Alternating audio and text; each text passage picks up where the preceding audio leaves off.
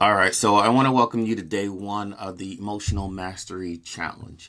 All right, and so there's two things that I really want to dive into that's going to be fundamental for you to really understand what we're doing, why we're doing it, and how this actually really shifts things. So I did give you a quick layout with the introduction, but now we're going to get a little more into the weeds of it.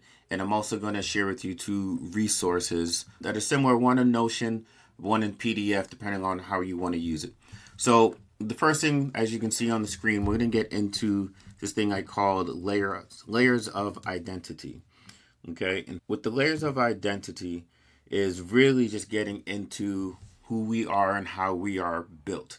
And so in the core of ourselves is spirit, then the soul, which is more of our uniqueness, right? Who we are as people, our core values, our core beliefs, and then we have our authentic self.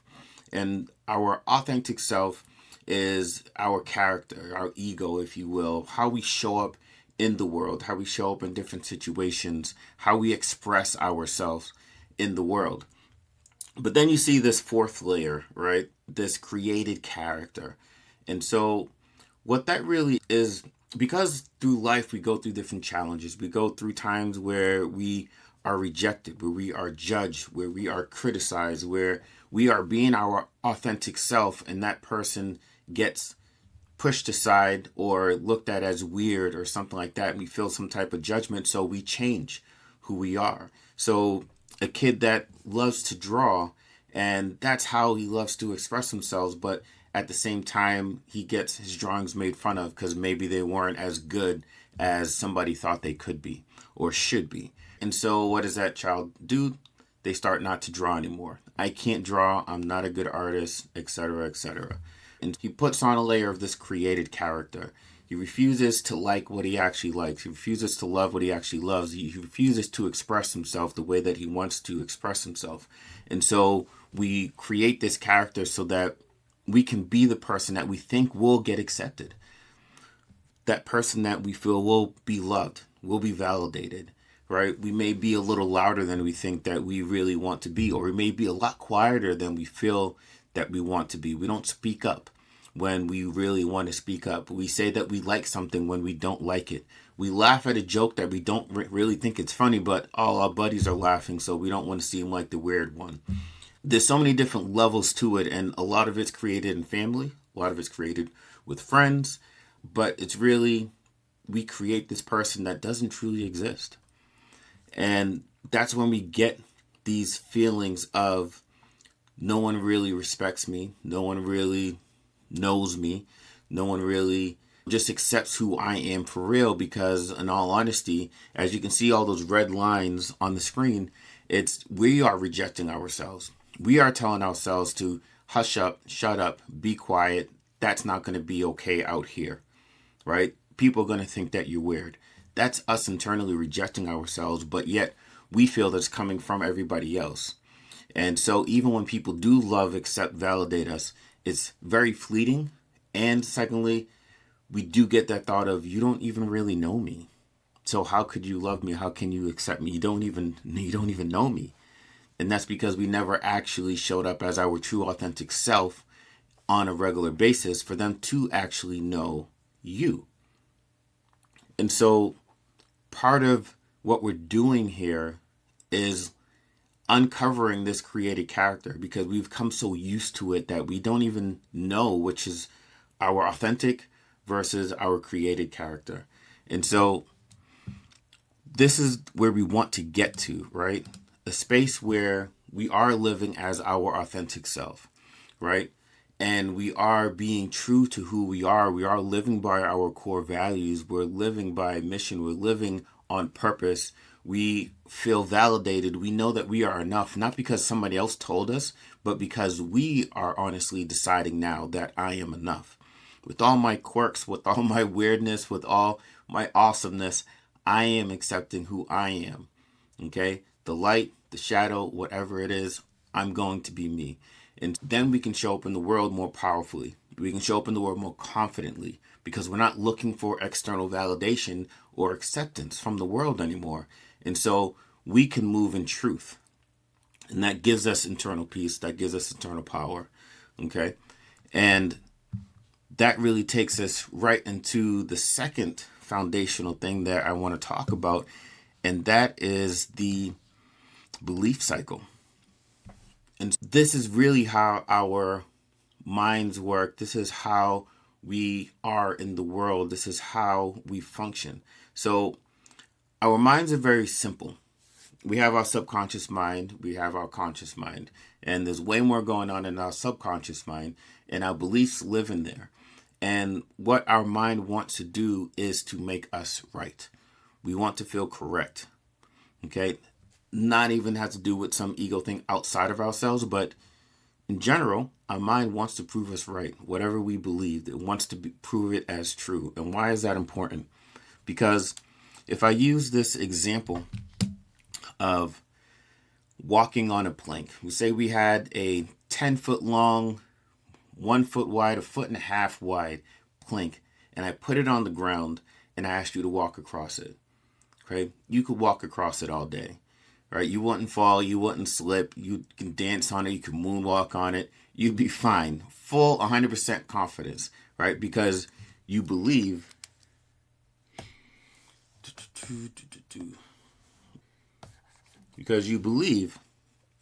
that you can walk on it fine. There's no danger. Even if you slipped off, you just be on the grass. It doesn't even make a big deal. It's nothing, right? So your thoughts is of confidence, okay? And so with that emotions, you're happy, you're confident, you feel strong, and then you follow that with your actions that align with how you're thinking and your emotional state. And so you produce results, right, that prove your belief to be correct. Okay, let's change that scenario a little bit.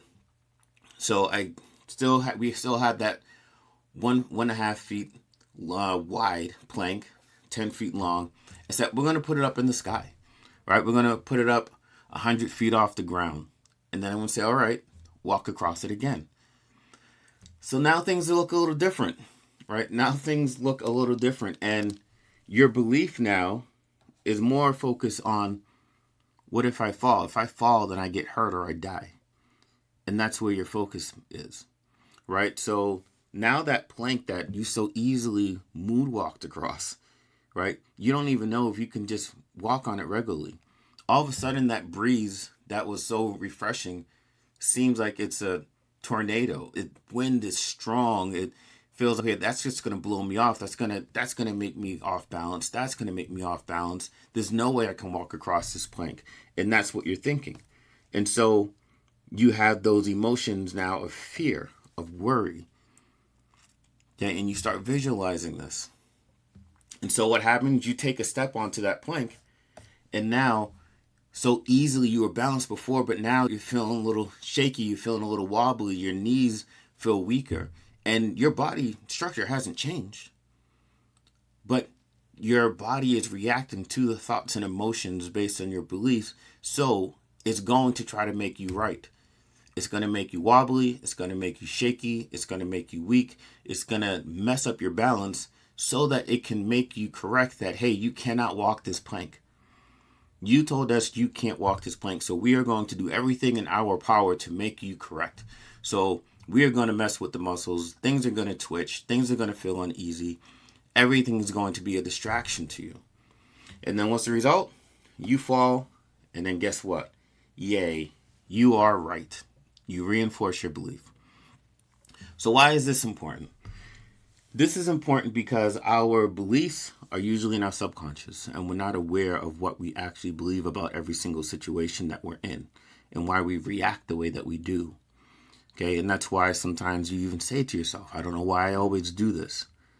Okay, our thoughts happen so quickly, and they're based on our beliefs, but we think that we're reacting to the situation, but every single thing that we perceive has no meaning until we give it a meaning, and we give it a meaning based on those beliefs. Okay, so we tell a story to ourselves, and then those emotions just respond to the thoughts and beliefs that we decided about the situation. So when we have access now to increase our awareness of our emotions, right, we can follow this path But then we take that awareness and we put it actually back up. There we go. We take that awareness and we slow down, and then we're actually able to say, okay, wait, what am I thinking to have this emotion right now? What am I actually thinking? What am I thinking about this situation? And what am I believing about this situation that's going to make me think this way? So this is our key. This is an entry point, because sometimes the thoughts, we can't get in through just the thoughts. So we're going to slow down at the emotional part. All right. This is all feedback. Our emotions are information. Just like a good mechanic would use the sounds that a car make, that he'll drive the car to see how it feels. That's exactly what we're doing with our emotions. We're using the feelings that we get. We're using the energy that comes over our body to be able to say, okay, now I can take this information, I can diagnose what's actually going on. And just like, again, a good mechanic, they take all the information and they fine tune the vehicle so that it works at a high performance level. And that's what we're doing. We're taking all this information so that we can tweak it, so that we can introduce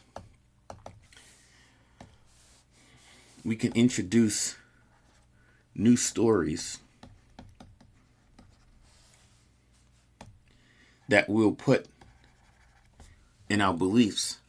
And so that way, when we start to shift our beliefs, we will start having different thoughts, which will produce different emotions, which will produce different actions, which will produce different results, which will reinforce the beliefs that we want. Okay, and this is not about right or wrong. This is about how do we fine tune ourselves, the things that we believe, our stories, so that we can get the outcome that we desire in our relationships, in our jobs, within ourselves. Okay, that's what this is truly all about. And because we were taught to bury all of our emotions, because we were taught to ignore our emotions, we were trying to get to a high performance level with only half the information. Right? We were trying to make big things happen, but we didn't have all the access to all the tools that we need to fully have the power to make the powerful shifts that we need in this world and within ourselves, to have the peace and the purpose. And that's why sometimes we can even get the things outside to look okay, but internally we still feel like shit. But with this, we can internally feel good and externally create things that thrive, that make us feel good, that we can feel powerful through. And so that's the whole point of this whole structure. That's why we're starting here. And so with that being said, the other part of what's going to happen is that you're going to get this resource, this Emotional Mastery 4-week journal that you can print out. And there'll also be a Notion version that will have some templates in there that you can use, so you can copy just each day and everything. And so I want you to try to use this 3 times in a day. All right, just to start off with, to get yourself used to actually slowing down and doing this. And so what you're going to do is you're going to fill this out, I would say, once in the morning, once in the afternoon, one in the evening. Right? Sometimes, depending on how your day goes, you may fill out 3 later in the day. But you're going to actually look at the emotions that you felt throughout the day, right? What triggered it? What story did I tell myself about the situation? Is the story true? What's a more empowering story? Did I pause before reacting? Or how did I choose to respond? And what was one win for the day? Let's use a quick example from my life.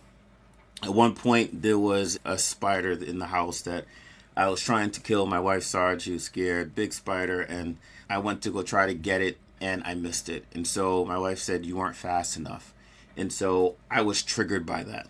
And I was frustrated. And I was a bit hurt by it. And I felt like I had to sit down and say, okay, what are the emotions that I feel? I feel frustration. I feel annoyance. When you say, he's like, I wasn't fast enough. It's like, well, the spider is in a place that was hard to reach. And, all these things that I'm telling myself, right? What triggered it? My wife's telling me that I wasn't fast enough. was the story that I told myself. When I really sat down with it, what I heard was, you're not good enough. You weren't good enough. Okay? But is that story true? The story is not true. It's true that I missed the spider, but the story that I was telling myself of the meaning of the situation was not 100% true. Okay? And if any story, if there's 1% chance that it's not a fact, then it's not true. And so we have to allow ourselves space to think about what else could be true in the situation. Right? So what's a more empowering story? The more empowering story is that I am enough, but I'm not going to be perfect. That things are going to happen, but I am enough just in who I am. Did I pause before I reacted? In that situation, no, I didn't. I didn't. How did I respond? I got frustrated and I left the situation. Right? And so these are things that we want to think about. These are things we want to slow down and really analyze and really start to observe in ourselves. And that was going to give us the space and awareness to start making some shifts. All right. Again, I want you to fill this out. Try to do 3 times in a day. Get yourself in the practice of doing it. Get yourself in the practice of reflection and slowing down and really paying attention to what's going on inside of you and what story that you're telling yourself. And again, there's no right or wrong. Leave that alone. We're trying to get the information. So once we have the information, then we can start making changes and shifting and creating the type of outcomes that we desire the most. All right. And so this is day 1. I know it was a lot. The other videos are going to be shorter, but this really had to lay down the foundation of what we're doing, why we're doing it this way, and so that you can take this and realize how powerful this tool can be for you. Definitely try out the journal, get the Notion link, download that, duplicate it if you need to, and we'll see you on day 2.